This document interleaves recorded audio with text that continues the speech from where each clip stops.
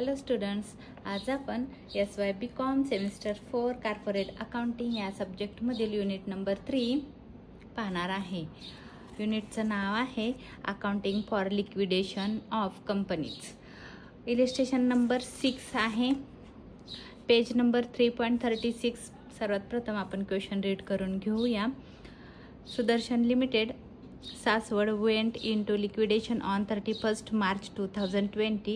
Its balance sheet as on that date was as under. आपल्याला एक balance sheet दिलेली आहे आणि ती बॅलन्स शीट सर्वात प्रथम बघा काय काय दिलेलं आहे. लायबिलिटी साईड दिली तर लायबिलिटीला काय काय आपल्याला पे करायचं आहे.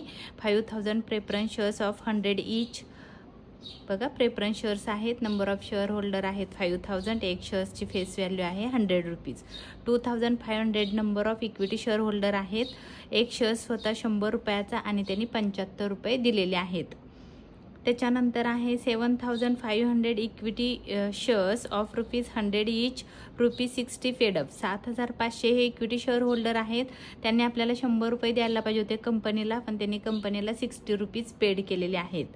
5% मॉर्गेज डिबेंचर्स आहेत. 5% रेट ऑफ इंटरेस्ट आहे. अमाऊंट आहे 2,50,000 आणि आउटस्टँडिंग इंटरेस्ट ऑन डिबेंचर्सचे इंटरेस्ट द्यायचं आहे. आउटस्टँडिंग आहे, बाकी राहिलेलं आहे 12,500 आणि क्रेडिटर्स आहेत 3,62,500. ही आपली ॲसेट आहे. Land and building, plant and machinery, patent, stock, debtors, cash. Profit and loss ही ॲसेट नाही म्हणून त्याचा आपण विकू शकत नाही, म्हणून त्याला आपण ॲसेट म्हणून कन्सिडर करणार नाही. त्याच्यानंतर आहे discount of issue of mortgage debentures. ही पण आपली ॲसेट नाही म्हणून आपण त्याला ती विकू शकत नाही, म्हणून आपण ते कुठेही घेणार नाही किंवा त्याला रिअलाइज करू शकत नाही. त्याला विकून आपल्याला पैसे मिळणार नाहीत म्हणून याला कन्सिडर करू नका. त्याच्यानंतर आहे अंडररायटिंग कमिशन. ते पण घेऊ नका, कारण ते आपण विकून त्याच्यापासून इन्कम आपल्याला होणार नाही. त्याच्यानंतर सांगितलेलं आहे the liquidator is initial to remuneration at 3% on all assets realized including surplus from security except cash. म्हणजे त्यांनी असं सांगितलं आहे की जो लिक्विडेटर आहे त्या लिक्विडेटरला आपल्याला काय द्यायचं आहे, रेम्युनेशन द्यायचं आहे, म्हणजे कमिशन द्यायचं आहे. 3% आहे. ऑल ॲसेट्स रिअलाइज, त्यांना सगळ्या ज्या ॲसेट त्यांना विकलेल्या आहेत, मग ती सरप्लस फ्रॉम सिक्युरिटीज असेल, म्हणजे जी घाण ठेवलेली एखादी ॲसेट असेल, ती पण ॲसेट विकल्यानंतर काय करायचं आहे, त्याला 3% रेम्युनेशन द्यायचं आहे, फक्त कॅश सोडून. कॅश आपण विकू शकत नाही, त्यामुळे त्यांनी ते तुम्हाला फसवण्यासाठी दिलेलं असतं. बट कॅश आपण विकत नाही, तर म्हणून ती कॅशवर त्याला आपण कमिशन देत नाही. त्याच्यानंतर त्यांनी सांगितलेलं आहे and 2% on the amount distributed to unsecured creditors other than preferential creditors. म्हणजे त्यांनी सांगितलं प्रेफरन्शियल क्रेडिटर्सवर आणि अनसेक्युर्ड क्रेडिटर्सवर 2% त्याला रेम्युनेशन द्या किंवा कमिशन द्या. त्याच्यानंतर सांगितलेलं आहे creditors include preferential creditors amounting to ₹37,500. म्हणजे जे हे क्रेडिटर्स आहेत बघा 3,62,500, त्याच्यामध्ये समावेश आहे, म्हणजे ॲड झालेले आहेत. 37,500 हे प्रेफरन्शियल क्रेडिटर्स आहेत. And loan for 1,25,000 secured by mortgage on land and building. म्हणजे 1,25,000 हे लोन आहे आणि त्याला लँड अँड बिल्डिंग ही काय आहे, तारण ठेवलेली आहे आणि लोन घेतलेलं आहे. तर बघा इथं काय सांगितलेलं आहे की जे क्रेडिटर्स आहेत, की जी क्रेडिटर्सची अमाऊंट तुम्हाला इथं दाखवली 3,62,500. 3,62,500 ही क्रेडिटर्सची अमाऊंट आहे. त्या क्रेडिटर्समध्ये इन्क्लूड म्हणजे ॲड झालेले आहेत, तर आपल्याला ते रिमूव्ह करायचे आहेत, म्हणजे मायनस करायचे. किती आहे 37,500 रुपीज हे प्रेफरन्शियल क्रेडिटर्स आहेत. प्रेफरन्शियल क्रेडिटर्स आहेत. मग मायनस करा, किती राहते बघा 7,14.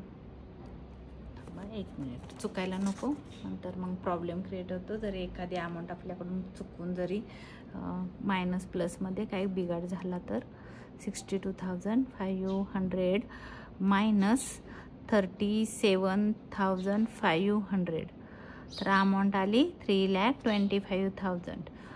आता त्यांनी असं सांगितलंय की परत ही जी बॅलन्स आहे ह्या बॅलन्समध्ये 1,25,000 लोन आहे.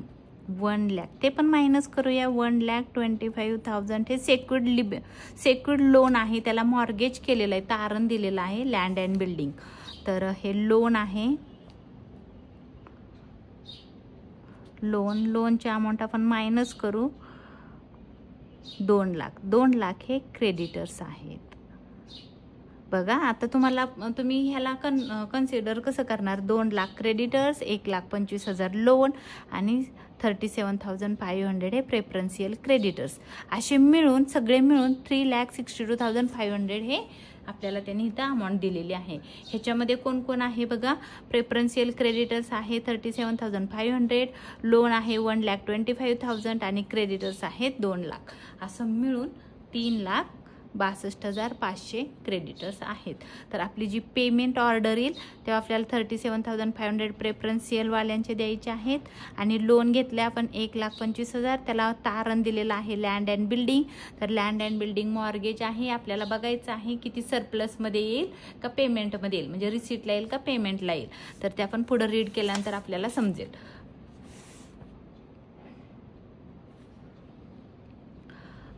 पुढं सांगितलेलं आहे त्यांनी, इथपर्यंत झालं आपलं. The assets realised where as under land and building 3 lakh. Land and building 3 लाखाला विकलेली आहे. लँड अँड बिल्डिंगची अमाऊंट होती रिअलाइज्ड व्हॅल्यू एस्टिमेटेड व्हॅल्यू होती 2,50,000. रिअलाइज्ड व्हॅल्यू आहे 3 लाख रुपीज आणि त्याच्यावर लोन आहे 1,25,000 रुपये. तुम्ही इथं बघू शकता. आपण इथं वर्किंग करूया. कितीला विकली ॲसेट आपण. 3 लाख रुपयाला विकली. रिअलाइज झाली बघा, 3 लाख रुपयाला विकली. लोन किती होतं 1,25,000 रुपये. आपण काय करणार, बँकवाल्यांना म्हणणार की माझ्याकडे 3 लाख रुपये ॲसेट विकून आले, मग तुम्ही ते बँकवाल्यांना 1,25,000 रुपये द्याल. मग किती राहिले तुमच्याकडे बघा 1,75,000 हा सरप्लस आहे. सरप्लस ही लोनची अमाऊंट होती, ही रिअलाइज्ड व्हॅल्यू आहे. रिअलाइज्ड लँड अँड बिल्डिंग आपण रिअलाइज केली. कितीला विकली 3 लाख रुपयाला. 3 लाख रुपये तुमच्याकडे आले, त्यातले 1,25,000 रुपये तुम्ही लोन ज्यांच्याकडून घेतलेलं होतं त्यांना दिलं. मग राहिले 1,75,000 रिसिटला येईल, कारण ते तुमच्याकडं पैसे राहिलेले आहेत म्हणून ते सरप्लसमध्ये येईल, पेमेंटला येणार नाही. ही गोष्ट आपल्याला क्लिअर झाली. त्याच्यानंतर पुढं काय सांगितलंय बघा. Plant and machinery 5 lakh asset realize रिसिटला येईल, कारण आपल्याकडे पैसे आलेले आहेत. पेटेंट्स आहेत 75,000, स्टॉक आहे 1,50,000, डेटर्स आहेत 2 लाख. इथपर्यंत आपली ॲसेट रिअलाइज केलेली आहे, तर तुमच्या रिसिटला येईल. त्याच्या पुढे सांगितलंय expenses of liquidation amounted to ₹17,250. हे लिक्विडेशन एक्सपेन्सेस आहेत, हे पेमेंटला येईल. अँड लिगल एक्सपेन्सेस, कारण एक्सपेन्सेस लिहिले तुमच्या लक्षात येते हा खर्च आहे आणि तो आपल्याला पेड करायचा आहे, म्हणून लिगल एक्सपेन्सेस येईल 10,000 पेमेंटला. झालं, एवढंच दिलेलं आहे. इथं 2 एक्सपेन्सेस आहेत. एक लिक्विडेशन रेम्युनेशन आहे. इथं त्यांनी सांगितलेलं आहे की रेम्युनेशन किती द्या, 3% ऑल ॲसेट्स रिअलाइजवर द्या आणि 2% प्रेफरन्शियल क्रेडिटर्सवर आणि जे तुमचे क्रेडिटर्स आहेत क्रेडिटर्स अदर दॅन प्रेफरन्शियल क्रेडिटर्सवर 2% सांगितलेलं आहे. म्हणजे आपल्याला इथं ॲडजस्टमेंटमध्ये किती एक्सपेन्सेस आलेले आहेत.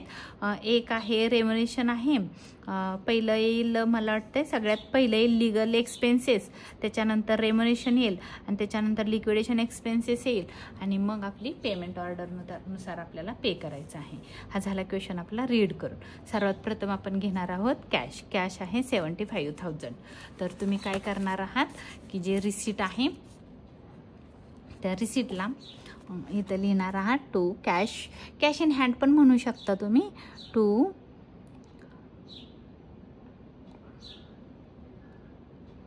कॅश इन हँड अमाऊंट आहे 75,000. अमाऊंट आहे 75,000.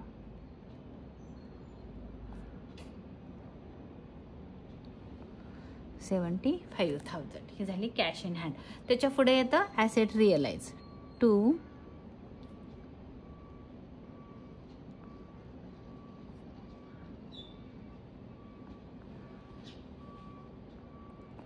Assets realise.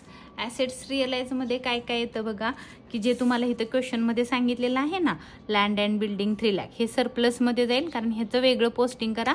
कारण लँड अँड बिल्डिंग हे लोनला काय आहे, मॉर्गेज केलेलं आहे. इथं लिहिलं 1,25,000 secured by mortgage on land and building. तर लँड अँड बिल्डिंग ॲसेट रिअलाइजमध्ये घेऊ नका. त्याच्यानंतर आहे काय येतं, प्लांट अँड मशिनरी. ॲसेट रिअलाइजमध्ये येईल, इथं आहे बघा plant and machinery. Plant and machinery amount होती प्लांट अँड मशिनरीची 6 लाख. इथं आहे बघा 6,25,000 आणि रिअलाइज्ड व्हॅल्यू आहे 5 लाख. त्याच्यानंतर सांगितलेलं आहे पेटेंट.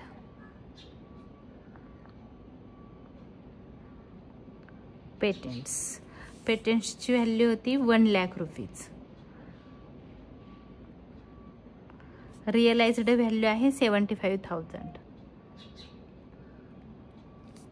त्याच्यानंतर आहे स्टॉकची व्हॅल्यू होती 1,37,500.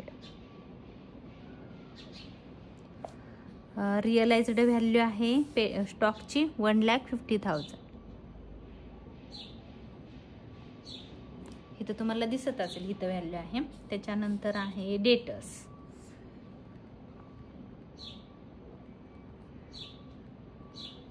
डेटर्सची व्हॅल्यू आहे 2,75,000. विकलं कितीला डेटर्स विकले 2 लाख रुपीज. त्याच्यानंतर आहे झालं, एवढ्यालाच विकले. एक्सपेन्सेस लिक्विडेशन फूड आहे, हे एक्सपेन्सेस आहे, आपल्याला पैसे मिळालेले नाहीत, एवढे पैसे आपल्याला मिळाले. त्याच्यानंतर आपण एक सरप्लस काढलेला होता इथं, की 3 लाख रुपयाला काय केलेलं होतं आपण, लँड अँड बिल्डिंग विकलेली होती, म्हणून खाली लिहायचं आहे टू सरप्लस फ्रॉम सेक्युरिटीज.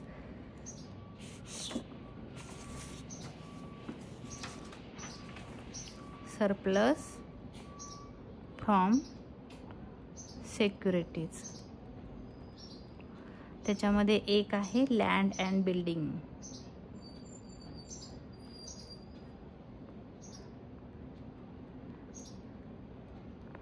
विकली कितीला बघा, इथं सांगितलेलं आहे लँड अँड बिल्डिंग विकली 3 लाख रुपयाला आणि त्याची एस्टिमेटेड व्हॅल्यू होती 2,50,000. 2,50,000 विकली कितीला, 3 लाख रुपयाला, 3 लाख रुपीज. आपल्याला काय करायचं आहे, आता ह्याच्यातून लोनची अमाऊंट होती ती लेस करायची आहे, म्हणून इथं लिहिते लेस लोन सेक्युर्ड बाय मॉर्गेज, किंवा नुसतं लेस लोन लिहिलं तरी चालेल तुम्ही, लोन सेक्युर्ड बाय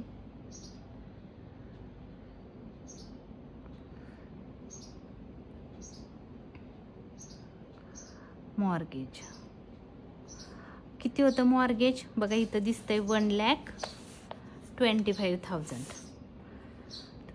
1,25,000 मायनस केलं 3 लाखातून 1,25,000, तर अमाऊंट आली सरप्लसची 1,75,000.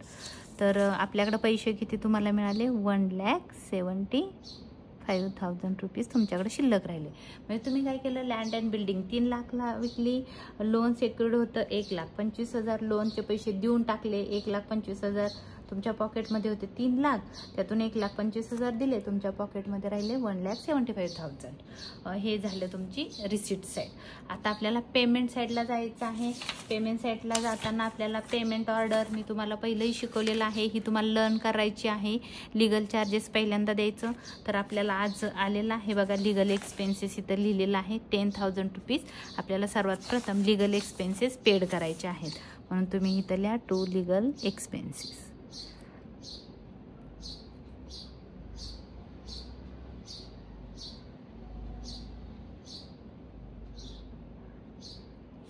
₹10,000.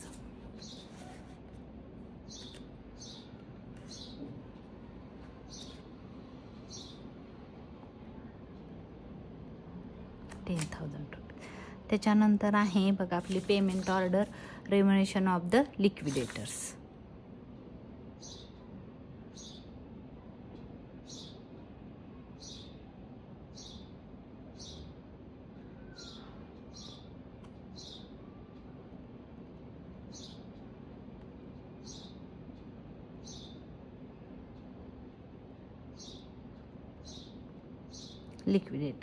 लिक्विडेटरचा रेम्युनरेशन त्याच्यामध्ये पहिला आहे 3% ऑन ॲसेट रिअलाइज.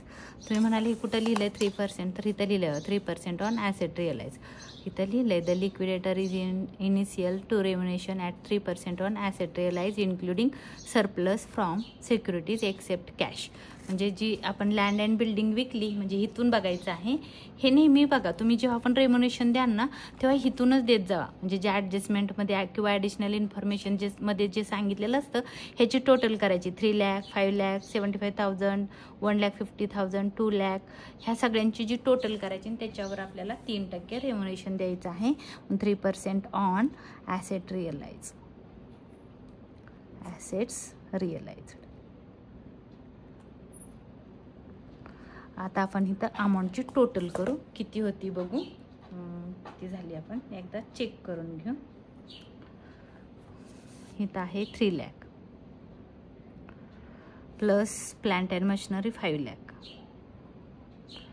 त्याच्यानंतर आहे प्लस 75,000, त्याच्यानंतर आहे स्टॉक 1,50,000, त्याच्यानंतर आहे डेटर्स 2 लाख. तर आपले ॲसेटची व्हॅल्यू झाली बघा 12,25,000. ॲसेटची व्हॅल्यू झाली 12,25,000 इंटू 3%, 3/100 इंटू 3% आले किती. त्याचा रेम्युनरेशन पहिला आला 36,750 एवढा एक रेम्युनरेशन आला.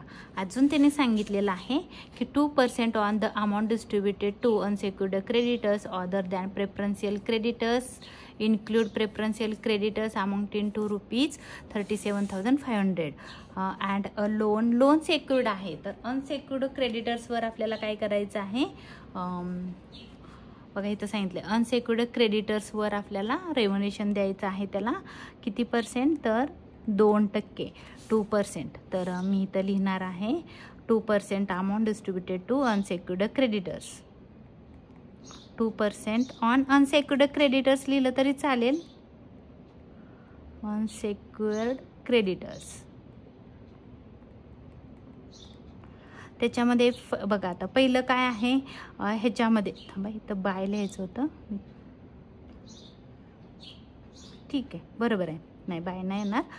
त्याच्यामध्ये आपण इथं पहिलं करू अनसेक्युर्ड क्रेडिटर्समध्ये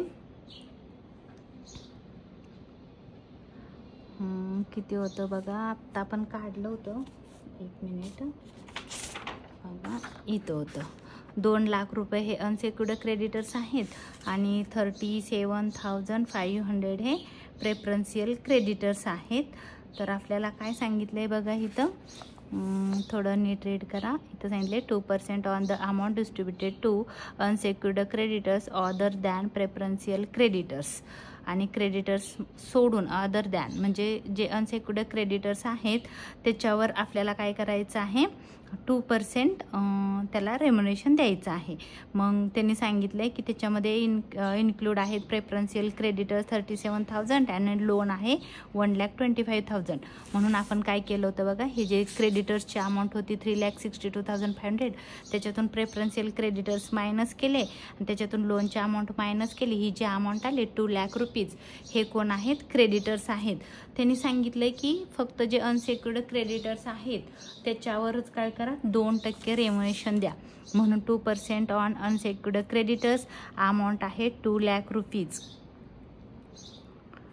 ऑन 2% इंटू 2%, 2 लाखावर 2% आपल्याला द्यायचं आहे.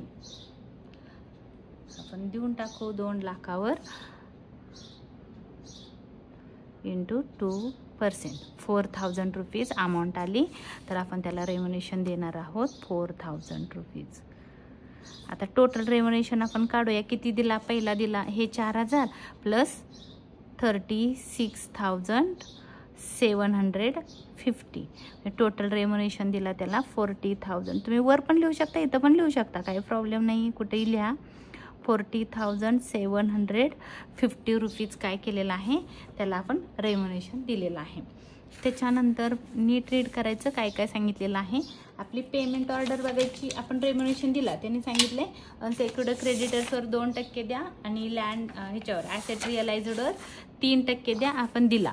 त्याच्यानंतर सांगितले लिक्विडेशन एक्सपेन्सेस. आपली पेमेंट ऑर्डर आहे लिक्विडेशन एक्सपेन्सेस, तर आपण इथं त्याच्या पुढे लिहिणार आहोत बाय लिक्विडेशन एक्सपेन्सेस.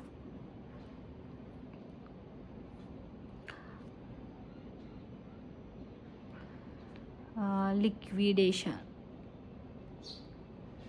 एक्सपेन्सेसची अमाऊंट आहे, लिक्विडेशन एक्सपेन्सेस आहेत 17,250. इथं आहे बघा, इथल्या 17,250 हे लिक्विडेशन एक्सपेन्सेस आहेत. मग लिक्विडेशन एक्सपेन्सेस पेड केले 17,250. त्याच्यानंतर परत पेमेंट ऑर्डर बघायची आहे. लिक्विडेशन एक्सपेन्सेस झाल्यानंतर प्रेफरन्शियल क्रेडिटर्स, आणि जे आपण प्रेफरन्शियल क्रेडिटर्स इथं आपण काढलेलं होतं वर्किंग नोट करून, आणि क्वेश्चनमध्ये पण इथं सांगितलेलं आहे 37,500. इथं आहे बघा 37,500 हे प्रेफरन्शियल क्रेडिटर्स आहेत. इथं लिहा.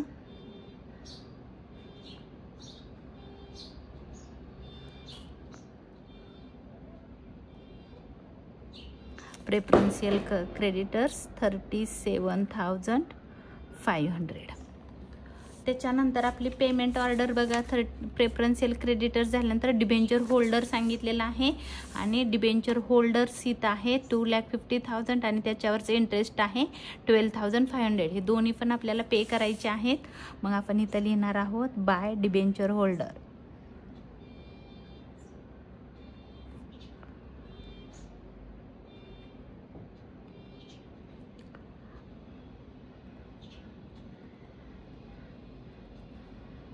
आपण पहिलं प्रिन्सिपल देऊया. प्रिन्सिपल किती आहे बघा इथं 2,50,000, आणि इंटरेस्टची अमाऊंट आहे आउटस्टँडिंग इंटरेस्ट इथं आहे बघा. Outstanding interest on debentures 12,500.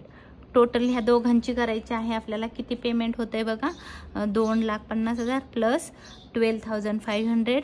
इथं येणार आहे 2,62,500. ह्या दोघांचं ॲड करायचं आहे 5, 2 आणि 6 आणि 2. तर ह्या दोघांचं ॲड करून एवढं आपण पेमेंट केलं. त्याच्यानंतर आपली पेमेंट ऑर्डर बघायची. आपण डिबेंचर होल्डरना दिलं तर अनसेक्युर्ड क्रेडिटर्स. आता अनसेक्युर्ड क्रेडिटर्स आपण इथं काढलेले होते बघा. हे अनसेक्युर्ड क्रेडिटर्स आहेत 2 लाख रुपये, तर हे पे करायचे आहेत. आपण पेमेंट केलेलं नाही, त्या रेम्युनरेशन फक्त दिलं आहे 2 लाखावर. तर आता इथं येणार आहे अनसेक्युर्ड क्रेडिटर्स बाय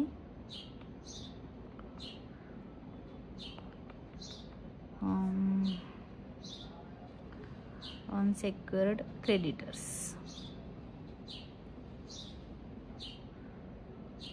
अनसेक्युर्ड क्रेडिटर्सची व्हॅल्यू होती 2 लाख रुपीज.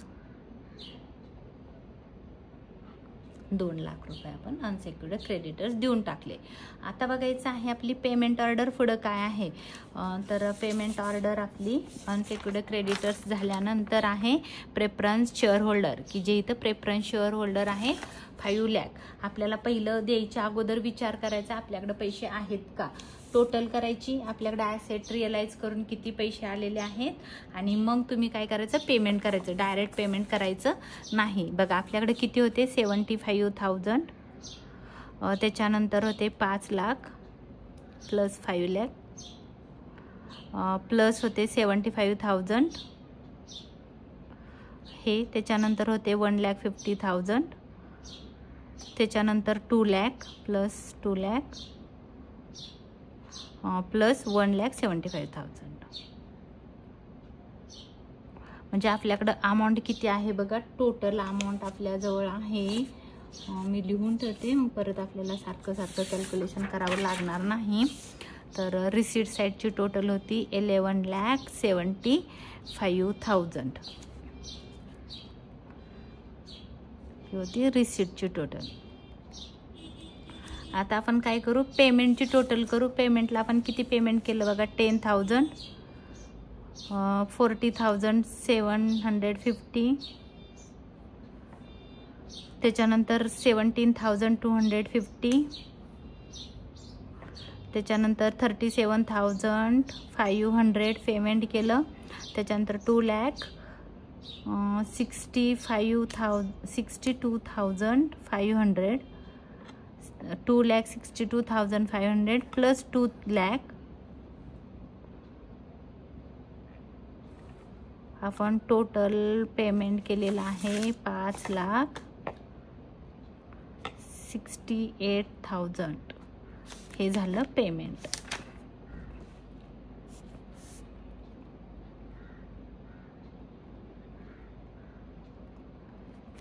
बघा आपण आपल्याकडे पैसे किती आहेत, 11 लाख.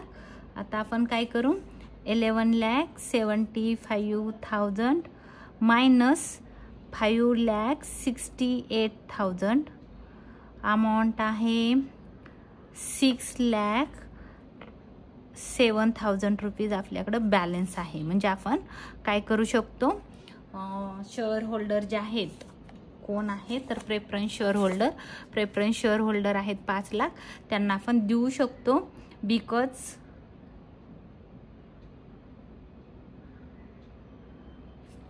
इथं बघा आपण देऊ शकतो, कारण 5 लाख द्यायचे आहेत, आपल्याकडे 6,07,000 रुपये आहेत. म्हणजे आपण इथं देऊ शकतो. किती अमाऊंट देऊ शकतो, 5 लाख रुपये. मग कोणाला द्यायचे आहेत 5 लाख बघा इथं लिहा, बाय प्रेफरन्स शेअर होल्डर.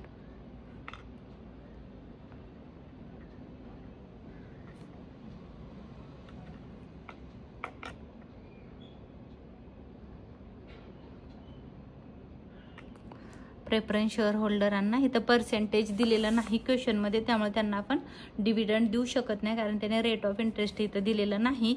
तर फक्त 5 लाख रुपये आपल्याला पे करायचे आहेत. मग मी इथं पे केले त्यांना 5 लाख रुपीज.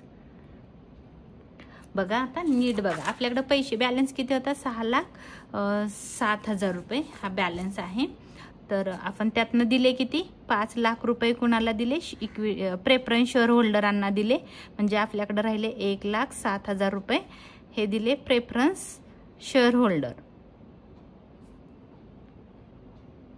बॅलन्स किती राहिला, 1,07,000 रुपये, 1,07,000 रुपीज आपल्याकडं बॅलन्स आहे.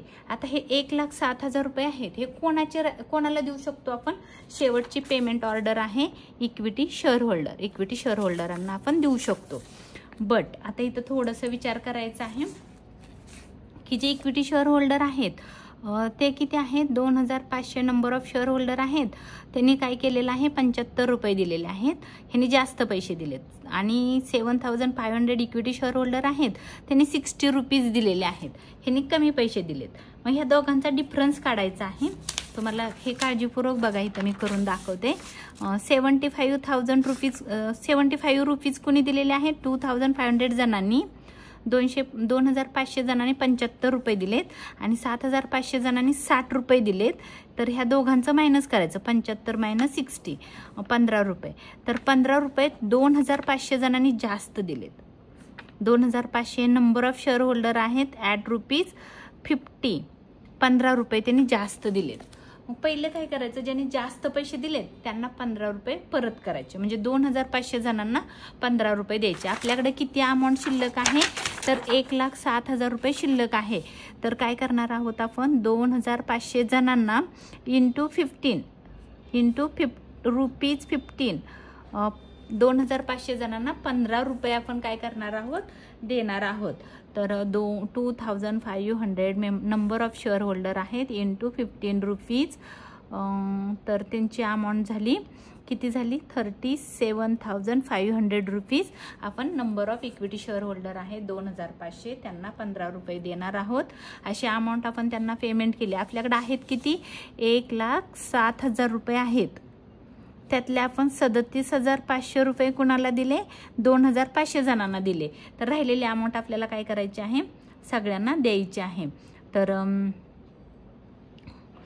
मी इथं बघा आपल्याकडे होते 1,07,000 एवढी अमाऊंट होती. त्यातनं आपण काय केलं 37,500 रुपये कोणाला दिले, तर जे 2,500 जणांना किती दिले 37,500 रुपये दिले. आणि जे राहिलेले नंबर ऑफ शेअर होल्डर आहेत 7,500. आता बघा आता काय झालं, दोघं पण इक्वल झाले. म्हणजे जे हे 2,500 देणार 2,500 नंबर ऑफ शेअर होल्डरांना पण 60 रुपये येणार, कारण 15 रुपये दिले. म्हणजे ह्यांचा बॅलन्स ह्यांना किती पेड करायचे 60 रुपये आणि ह्यांना पण किती पेड करावे लागणार 60 रुपये. मग काय करायचं आहे, हे 2,500 प्लस 7,500 म्हणजे नंबर ऑफ शेअर होल्डर किती येणार माहिती आहे का. आता 2,500 number of share holder plus 7,500 number of share holder म्हणजे किती झाले बघा 10,000 नंबर ऑफ शेअर होल्डर आहे. ते नंबर ऑफ शेअर होल्डर आहेत. किती जण आहेत तर 10,000 जण नंबर ऑफ शेअर होल्डर आहेत. आता आपल्याकडे पैसे किती आहेत बघा, शिल्लक किती राहिले 69,500 रुपीज आपल्याकडे शिल्लक राहिले. 69,500 रुपीज शिल्लक राहिले. मग काय करायचं आहे, divide by number of share holder, amount divide by, इथं तुम्हाला फॉर्म्युला दाखवते, जे तुमच्याकडे शिल्लक पैसे आहेत बॅलन्स आहे तो amount divide by number of share holder, का शेअर्स म्हणलं तरी चालेल, शेअर होल्डर. अमाऊंट किती होती 69,500 आपल्याकडे शिल्लक राहिली आणि नंबर ऑफ शेअर होल्डर आहे 10,000. डिवाइड करा बघा किती येते, डिवाइड बाय 10,000 अमाऊंट आली 6 रुपीज 95 पैसे. एका शेअर होल्डरला मिळणार 6 रुपीज 95 पैसे. तर मग काय करायचं आहे आपल्याला, किती जणांना 6 रुपये 95 पैसे द्यायचे आहेत तर 10,000 जणांना. म्हणजे आपण इथं असं करू शकतो 10,000 हे नंबर ऑफ शेअर होल्डर आहे, त्यांना 6 रुपये 75 पैसे द्यायचे आहेत. 6 रुपये 75 पैसे म्हणजे इंटू 10,000 बघा बरोबर आले 69,500. म्हणजे आपण दिले किती बघा. आता थोडंसं लिहिताना कसं लिहायचं आहे तुम्हाला इथं दाखवते. इथं लिहायचं आहे आपल्याला by equity share holder, equity share holder. आता टोटल आपण त्यांना किती देणार आहोत, आपल्याकडे बॅलन्स होता बघा मी इथं लिहिलेला आहे, आपल्याकडे बॅलन्स आहे 1,07,000 रुपये कुणाला द्यायचे आहेत इक्विटी शेअर होल्डरांना. तर इथं आलं 1,07,000. जर तुम्हाला काय नाही कळलं एवढं लिहिलं तरी तुमचा आन्सर बरोबर येणार आहे. बट तुम्ही अजून चांगलं वर्क करायचं असेल तर तुम्ही खाली लिहू शकता. आपण काय केलं बघा, आता इथं लिहिणार आहे मी नंबर ऑफ शेअर होल्डर किती होते तर 2,500 होते. तर 2,500 जणांना काय केलं मी, पहिले 15 रुपये दिले बघा, इथं लिहिलं पहिले 15 रुपये दिले आणि नंतर पण आपण 6 रुपये 75 पैसे दिले. म्हणजे 2,000 जणांना मी किती दिले, जे नंबर ऑफ 2,000 शेअर होल्डर होते, 2,500 नंबर ऑफ शेअर होल्डर होते त्यांना मी पहिले 15 रुपये दिले, नंतर किती दिले प्लस 6 रुपये 75 पैसे 95 पैसे 95 पैसे. म्हणजे त्यांना एकूण किती पैसे दिले बघा 21 रुपये 75 पैसे दिले 2,500 जणांना. 2,500 number of share holder into rupees 21 rupees 95 पैसे दिले त्यांना. म्हणजे त्यांना मी किती पैसे दिले बघा 2,500 जणांना मी 21 रुपये 95 पैसे दिले 95 पैसे. म्हणजे त्यांना मी 54,800 इथं मी लिहिणार आहे रुपीज 21 रुपीज 95 एवढ्या जणांना मी 54,875 रुपीज दिले. आणि जे दुसरे आता सगळे टोटल किती झाले नंबर ऑफ शेअर होल्डर तर 10,000 नंबर ऑफ शेअर होल्डर झाले.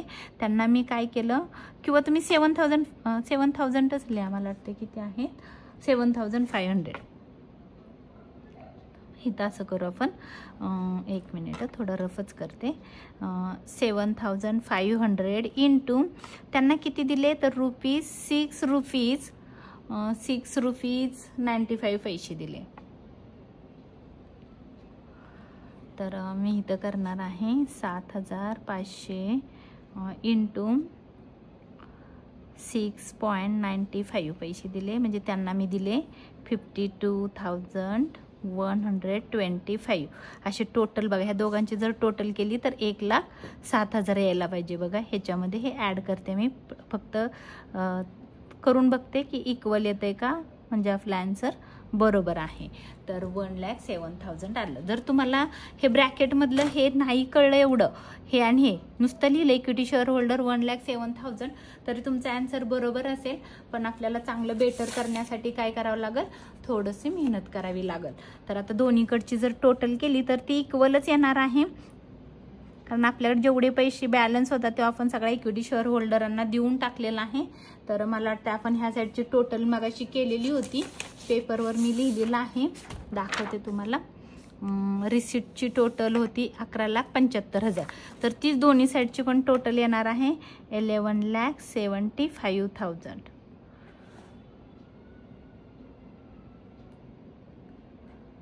आपला आन्सर इथं संपलेला आहे. हा माझा व्हिडिओ तुम्हाला आवडला असेल तर लाईक करा, शेअर करा, सबस्क्राईब करायला विसरू नका. धन्यवाद.